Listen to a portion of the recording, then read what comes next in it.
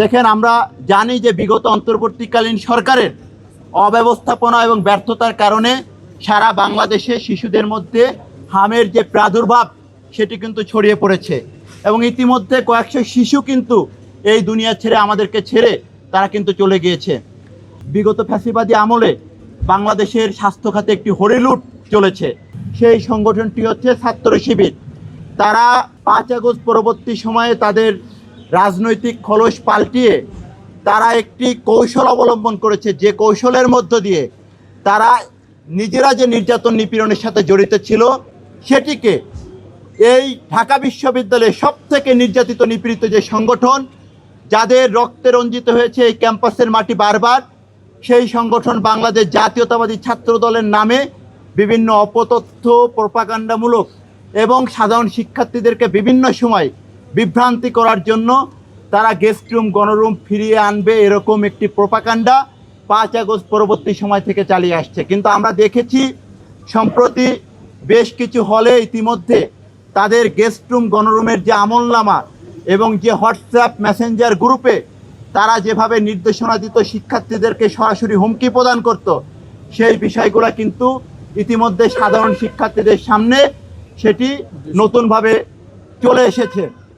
আমরা মাননীয় ভিসি স্যারকে বলেছি এই বিষয়ে একটি অতি দ্রুত স্বাধীন তদন্ত কমিশন গঠন করে তাদের বিরুদ্ধে শাস্তিমূলক ব্যবস্থা গ্রহণ করতে হবে। একই সাথে আমরা আরেকটি গুরুত্বপূর্ণ দাবি জানিয়েছি, সেটি হচ্ছে, জানেন যে ঢাকা বিশ্ববিদ্যালয় পুরোপুরি একটি আবাসিক বিশ্ববিদ্যালয় নয়। এই বিশ্ববিদ্যালয়ের প্রথম বর্ষের শিক্ষার্থীদের এই সিট দেওয়ার মাধ্যমেই কিন্তু বিগত দিনে গেস্ট রুম, গণরুম সংস্কৃতি চালু হয়েছিল। এই জন্য আমরা বিশ্ববিদ্যালয় প্রশাসনকে আহ্বান জানিয়েছি প্রথম বর্ষের শিক্ষার্থীদেরকে অগ্রাধিকার ভিত্তিতে সিট প্রদান করতে হবে এবং যাদেরকে বিশ্ববিদ্যালয় প্রশাসন, যেহেতু আমাদের বিশ্ববিদ্যালয়টি পুরোপুরি আবাসিক না, যাদেরকে সিট প্রদান করতে পারবে না তাদেরকে অবশ্যই আবাসন ভিত্তিক ব্যবস্থা করতে হবে। আমরা বিশ্ববিদ্যালয়ের যে সকল শিক্ষার্থীদেরকে প্রশাসন সিট প্রদান করতে পারবে না তাদেরকে অবশ্যই আবাসন বৃত্তি দেওয়ার ব্যবস্থা করতে হবে। তাহলে বিশ্ববিদ্যালয়ের যে সকল শিক্ষার্থীরা সিট পাবে না তারা যেন অন্যত্র তাদের আবাসনের ব্যবস্থা করতে পারে। আরেকটি বিষয় আমরা অনানুষ্ঠানিকভাবে কথা বলেছি, এটি খুবই গুরুত্বপূর্ণ একটি বিষয়।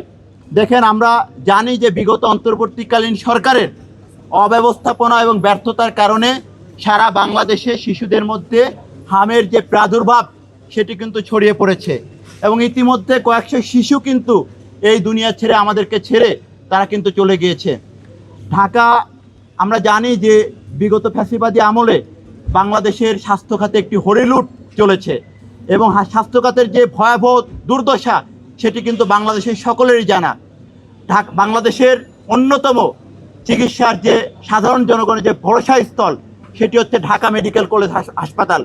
সেই হাসপাতাল কিন্তু ঢাকা বিশ্ববিদ্যালয়ের একটি অন্তর্ভুক্ত প্রতিষ্ঠান।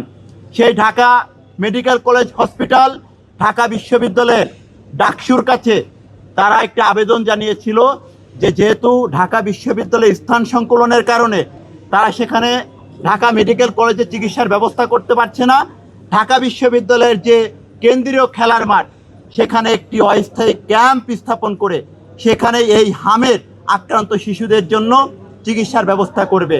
কিন্তু এই অমানবিক যে তথাকথিত ডাকসু, সেই ডাকসুর নেতারা সেটিকে খারিজ করেছে এবং তারা এটিতে সম্মতি প্রদান করেনি। আমরা এ বিষয়ে বিশ্ববিদ্যালয়ের ভিসি বরাবর জানতে চেয়েছি এবং তাদের এই অমানবিক কর্মকাণ্ডের ব্যাপকভাবে নিন্দা জ্ঞাপন করেছি। যে ঢাকা বিশ্ববিদ্যালয় বাংলাদেশের বিভিন্ন প্রান্তে যখনই দেশের ক্রান্তিকাল তখনই কিন্তু এই বিশ্ববিদ্যালয়ের শিক্ষার্থীরা সাধারণ জনগণের পাশে দাঁড়িয়েছে, সেই বিশ্ববিদ্যালয়ের একটি ডাকসু, সেই ডাকসুকে তারা যেভাবে কলঙ্কিত করলো, এরকম একটি গুরুত্বপূর্ণ সময় শুধুমাত্র বিরোধী দল জামাতের রাজনৈতিক এজেন্ডা বাস্তবায়ন করার জন্য তারা এই ধরনের সিদ্ধান্ত গ্রহণ করেছে বলে আমাদের কাছে মনে হয়েছে। আমাদের কাছে মনে হয়েছে বর্তমান সরকারকে ব্যর্থ করার চেষ্টায় তারা সাধারণ জনগণকে, শিশুদেরকে মৃত্যুর দিকে ঠেলে দিয়েছে। কিন্তু এই ঢাকা বিশ্ববিদ্যালয় যারা সবসময় নিপীড়িত জনগণের কণ্ঠস্বর হিসেবে সবসময় জাতির সামনে বুক চিতিয়ে লড়াই করেছে, সেই ঢাকা বিশ্ববিদ্যালয়ের মাটিতে তারা কিন্তু সেই চিকিৎসার ব্যবস্থা গ্রহণ করতে অনুমতি প্রদান করেনি এবং বাধাগ্রস্ত করেছে। আমরা আজকে এই বিষয়ে অনানুষ্ঠানিকভাবে আমরা ভিসি মহোদয়কে বলেছি এবং ব্যাপক নিন্দা জ্ঞাপন করেছি।